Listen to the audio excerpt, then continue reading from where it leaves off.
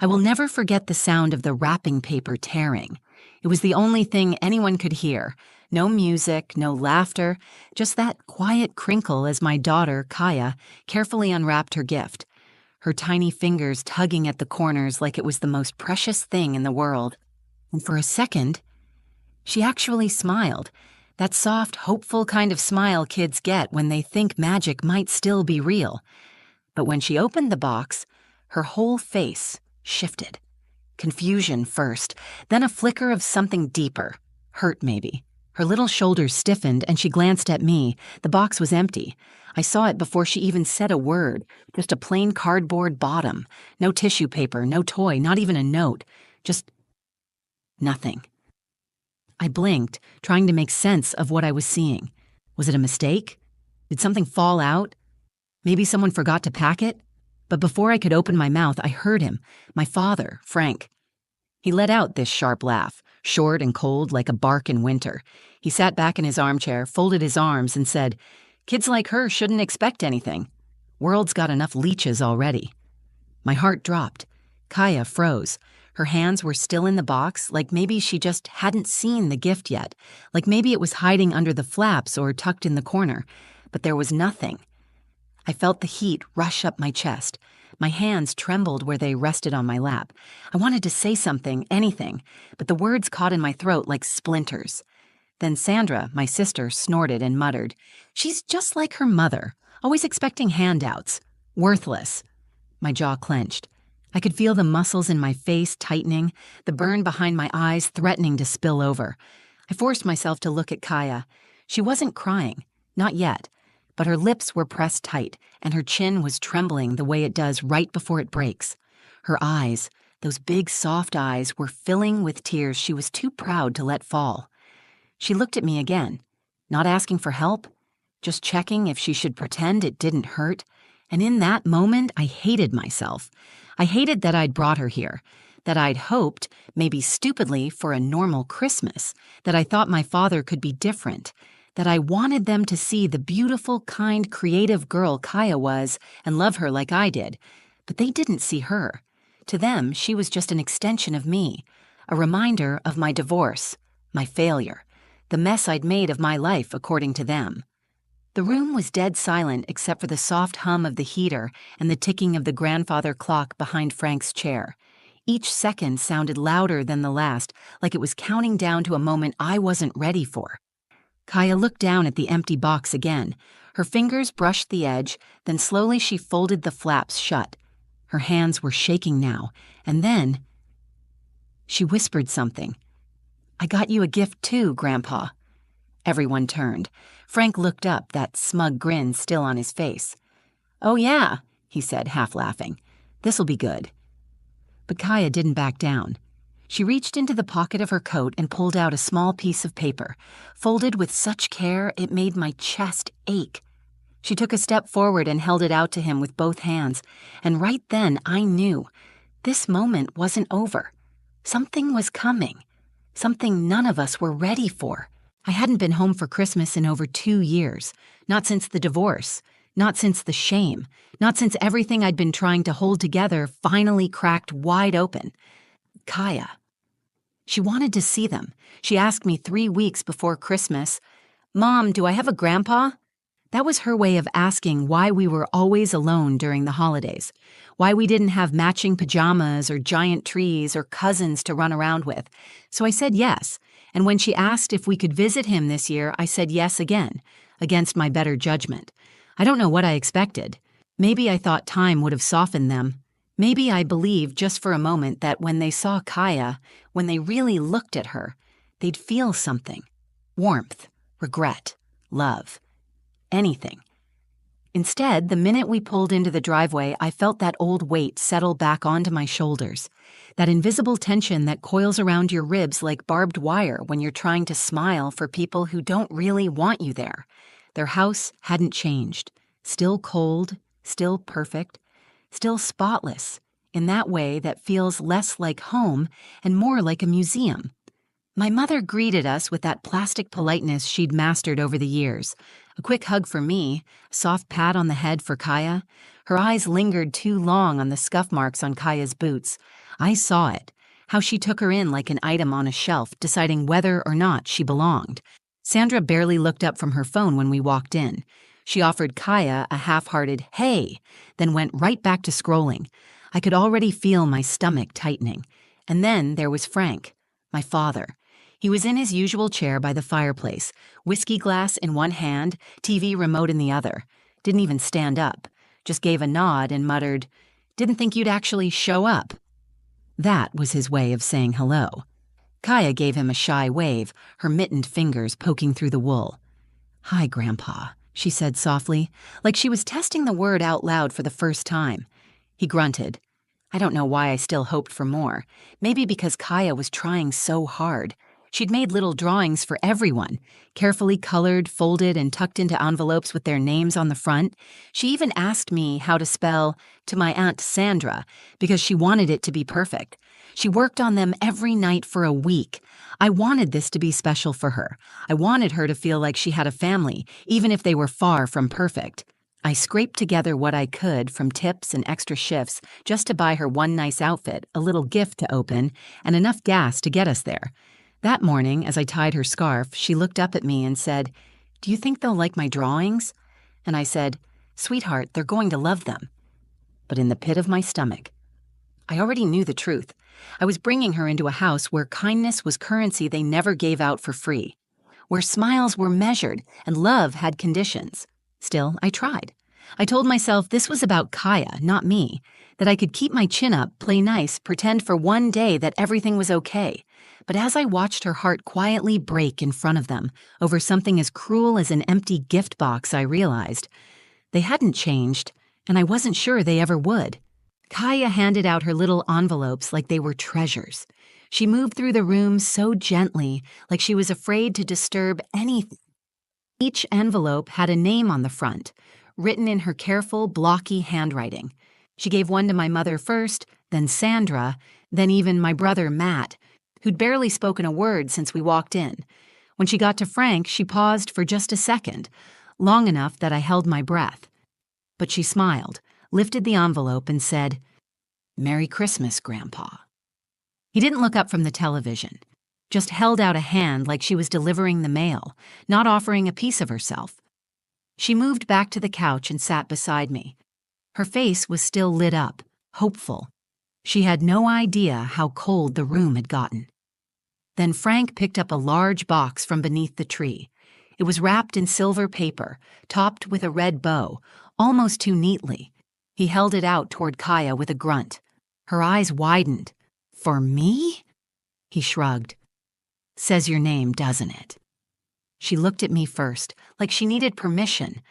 I nodded, even though something in my gut twisted. She scooted to the floor and pulled the box into her lap. Her small hands ran over the paper like it was sacred. I watched her savor every moment, the untaping of each edge, the careful unfolding. She wanted to remember it. Then the lid came off. She peered inside, and I saw it happen. The exact second she realized it was empty. Her face didn't crumple, not right away. Instead, her eyebrows pulled together in confusion. She reached in, as if something might be stuck at the bottom. She looked up at me, uncertain. There was nothing in the box. Nothing. Frank laughed, loudly this time. "What, you were expecting something real?" he scoffed, leaning back. "World doesn't give you gifts for just showing up, kid." Kaya blinked. Her hands froze. I couldn't move. Then Sandra, always waiting for a moment to cut deeper, chimed in from her corner of the couch. "Well, she is just like her mom, always expecting people to hand her things. It's no surprise." I felt it in my chest like a punch. I turned to her. "Sandra, don't." She raised a brow, smirking. "What? It's true." Kaya was silent now. The box still rested in her lap, flaps wide open, exposing the nothing inside. The room had turned on her, and I saw her realize it. I hated them. I hated them for making her feel small, for making her question her worth, for laughing like it was all a joke. I reached for her, but she didn't move. She just kept staring at the box like it might somehow fill itself if she waited long enough. Inside, I was screaming. say something, stand up, defend her, but I didn't want to make a scene, not in front of her. That's the thing about being in families like this. You learn to freeze when things get cruel. You learn to smile through clenched teeth. And I'd spent so many years doing just that, it almost felt normal. But it wasn't normal. Kaya was only 7. She didn't know how to put on a mask yet. She didn't know how to swallow that kind of pain. Then she looked up at Frank. Her voice was quiet, barely more than a whisper, but it cut through the room like a bell. "It's okay," she said. "I got you a gift too, Grandpa." And just like that, the whole room shifted. No one spoke, no one laughed. She reached into her coat pocket, and I realized something was about to happen that none of them would forget. I stared at her completely still as Kaya reached into her coat pocket. The room had gone silent. So quiet I could hear the faint creak of the old floorboard under the Christmas tree with every slight movement. My own breath felt too loud in my chest. She pulled out a folded piece of paper. It looked small in her hands, fragile even, like something that could be crumpled and dismissed without a second thought. But she held it like it mattered, like it meant something. I whispered, "Kaya, maybe not now." She turned to me, and there was something in her eyes I didn't recognize. Not sadness, not hurt, but calm, steady. She gave a little nod, the kind that said, "I have to do this." Then she turned to Frank. "I made this for you," she said. Frank didn't even lean forward. He just glanced at it with that same bored expression he always wore when someone dared ask him to feel something. "Oh yeah?" he muttered, sipping his drink. "You draw me a snowman or something?" There was sarcasm in his voice, the kind he always used when he wanted to make you feel small without raising it. But Kaya didn't flinch. She walked across the room and held it out to him with both hands. That's when I noticed her fingers were shaking. I knew that feeling. The way your hands betray you when your heart's thudding in your chest, when you're trying to be brave, even though every part of you wants to run. He took it from her like it meant nothing, slid it open with one hand while still holding his glass in the other. Then he looked down and stopped. I couldn't see what was on the paper from where I sat, but I saw his face. It didn't twist in confusion or irritation like I expected. Instead, his eyebrows drew together. He blinked once, then again. His jaw slackened just slightly, like he'd forgotten what he was doing. The entire room seemed to lean in. "What is it?" Sandra asked, impatient. He didn't answer. He just stared. Kaya stood there, hands clasped in front of her now, watching him quietly like she wasn't sure what came next either. I got up and crossed the room, slowly, almost afraid to break the moment. I stepped beside her and gently placed my hand on her back. She didn't look at me. She just kept her eyes on Frank, and he looked older than I'd ever seen him. Not angry, not smug, just still. He folded the paper carefully, deliberately, almost reverently, and placed it on the side table next to his chair. Then he stood up. No one knew what to say. No one moved. He walked out of the room without a word. The sound of his footsteps down the hallway was the only thing we could hear. He didn't slam the door, didn't shout, just left. I looked down at Kaya. Her voice was quiet when she asked, "Did I do something wrong?" I knelt beside her, wrapped my arms around her, and whispered, "No, sweetheart. You did something brave." Sandra muttered something under her breath, but this time, I didn't care. Because I knew, whatever Kaya had drawn, whatever she had written, it got through to him in a way none of us ever could. She didn't fight back with anger. She didn't cry or scream or run. She gave him a gift, one that reminded him he was still human, even if he'd forgotten. And I think, just maybe, that scared him more than anything else. I didn't see my father for the rest of the day. He didn't return to the living room, didn't come back for dinner. Not even when my mother called out that dessert was ready, in that overly sweet tone she used when pretending everything was fine.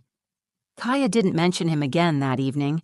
She played quietly with the ribbon from one of her other small gifts and helped me fold the wrapping paper scraps like it was any other night. But I could tell her mind was somewhere else. Every now and then, her eyes would wander toward the hallway where Frank had disappeared, like she was waiting for something. But nothing happened. Not that day. We left early the next morning. I told them we had plans back in the city, but the truth was, I couldn't bear to spend another second pretending. Sandra didn't even get up to say goodbye. My mother handed me a foil-covered plate of leftover ham and told me to drive safe. No mention of what happened. No one asked how Kaya was doing, and that, somehow, hurt even more. The ride home was quiet.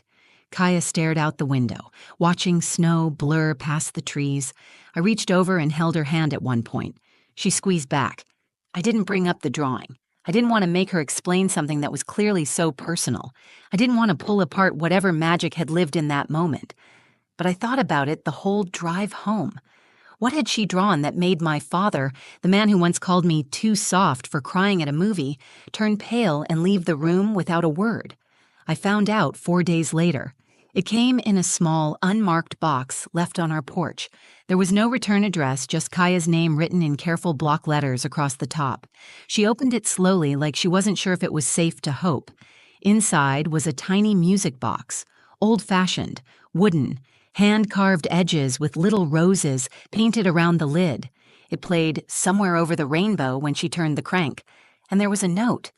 It was just one line, handwritten in a shaky, unfamiliar scrawl. To the bravest girl I know. Thank you for remembering her. No signature, but we didn't need one. Kaya clutched the box to her chest like it was made of gold. She didn't say anything at first. She just held it and smiled. I sat down next to her on the floor and finally asked, "Kaya, what did you draw for Grandpa?" She looked up at me and said, "It was a picture of him holding hands with Grandma, and me." Her voice was soft. I told him I hope he smiles again one day, because I remember how she made him laugh. My throat tightened. I didn't speak. I couldn't. Because that was it. That was the part of him I'd forgotten even existed. The man who once smiled, once laughed. Before grief hardened him, before the years made him cruel, Kaya saw through all of that and gave him a piece of something he thought he'd lost forever. Not pity, not guilt, hope. She didn't try to fix him. She just reminded him that he used to be someone worth remembering, and in return, he gave her something too. Maybe not love, maybe not forgiveness, but a beginning. And sometimes, that's enough. The music box now sits on Kaya's nightstand. Every night before bed, she winds it up. Not always to listen. Sometimes she just likes to hold it, to feel its weight in her hands, to know it's there, the way a child might clutch a stuffed animal they've outgrown but still can't let go of. She hasn't said much about that day since, but every now and then she'll mention Grandma, someone she never even met, but speaks about like she's still here, like she's someone Kaya knows through the stories I've told and the quiet space she left behind, and maybe she does. Frank never called. He didn't send a follow-up message. No, I'm sorry. No explanations. That's not who he is. Maybe that's not who he'll ever be. But a week after the music box arrived, I got a letter. It wasn't addressed to Kaya. It was for me. It was short, 3 lines written in the same uneven handwriting. I was wrong. About you. She's a good kid. I hope you're doing okay. No name. But I knew. And for reasons I can't quite explain, I cried after reading it. Not because it made everything better, not because it fixed the years of silence or the way he used to look through me like I was a disappointment wearing a name tag, but because for once, it felt like he saw me. And more than that, he saw Kaya. He saw what I've always known, that she's special, that she has this way of peeling back the coldness in a room and showing people their own warmth, even when they don't deserve it. She's not loud. She doesn't demand attention. But she changes things. She changed him. Not completely, but enough. Enough to make a man who'd shut the door on the world open it just a crack. Enough to make someone who believed only in toughness and silence sit down and listen to the music from a little girl's drawing. People ask me sometimes why I went back that Christmas, why I let them near her, why I didn't protect her better. And the truth is, I thought I was. I thought shielding her from their coldness would be enough, that not talking about them, not visiting, not engaging, that it would protect her heart. But Kaya didn't need protection. She needed truth. She needed to meet them, to see the world for what it is, beautiful and cruel, broken and hopeful, all tangled together. And somehow, instead of getting lost in it, she decided to add her own light. She didn't need revenge. She didn't even want an apology. She just wanted to give a gift. And that gift, as simple as it was, did something I couldn't do in 30 years. It opened a door, not wide, not forever, but enough for a note to get through, enough for a song to play in the quiet, enough for a tired old man to remember a part of himself he thought was gone. Kaya reminded me of something that day, too, that sometimes kindness is the most radical act, that a whisper can carry more weight than a scream, and that when we choose love, even when it's hard, even when it's not returned, we create something no one can take away, a moment, a shift, a gift. If this story touched you, don't forget to like, share, and comment. And maybe give someone in your life the gift of a second chance today. You never know what doors it might open.